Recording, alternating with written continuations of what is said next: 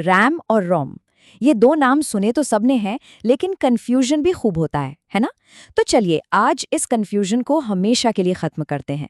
तो रैम, रोम, आखिर इन दोनों में असली फर्क है क्या? हम सबने इनके बारे में सुना है, पर असल में ये करते क्या हैं और एक दूसरे से इतने अलग कैसे हैं? ये वो सवाल है जो अक्सर दिमाग में आता है।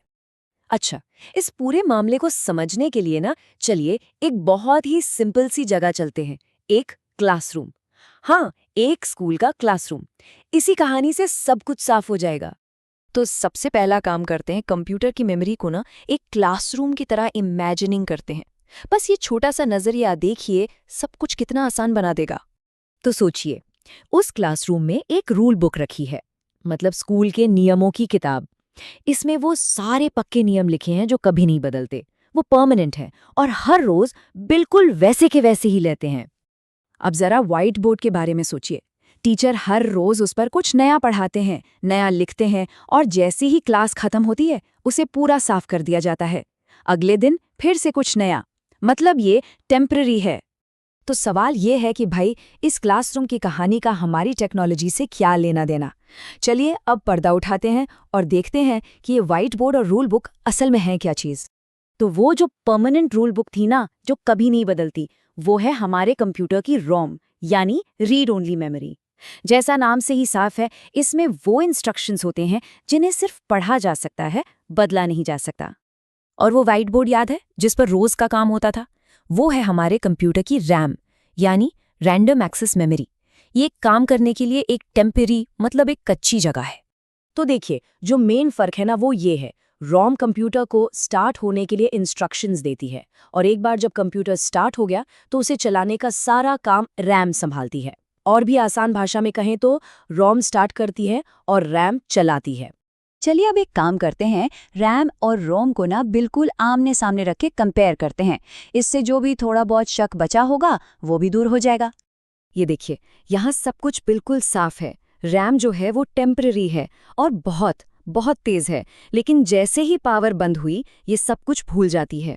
दूसरी तरफ रोम परमानेंट है, थोड़ी धीमी है, पर बिजली जाने के बाद भी इसे अपने इंस्ट्रक्शंस अच्छे से याद रहते हैं।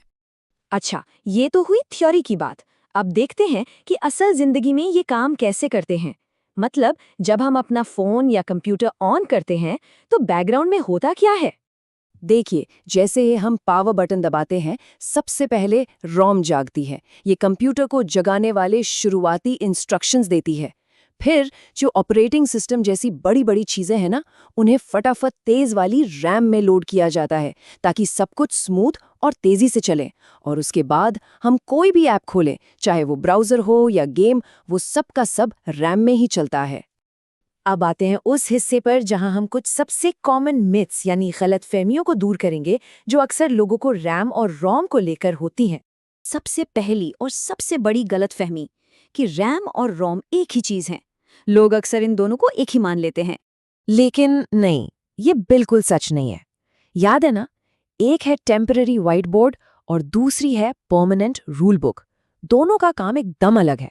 दूसरी बड़ी गलती जो लोग करते हैं वो ये सोचते हैं कि हमारी पर्सनल फाइलें जैसे कि फोटोज वगैरह रैम में स्टोर होती हैं। जी नहीं, असल में हमारी फोटोज और फाइलें तो स्टोरेज में सेव होती हैं, जैसे एसएसडी या हार्ड ड्राइव में। रोम का काम सिर्फ डिवाइस को स्टार्ट करना है, हमारी फाइल संभालना नहीं। एक और आम कंफ्यूजन जहां लोग दोनों के रोल को ही उल्टा कर देते हैं।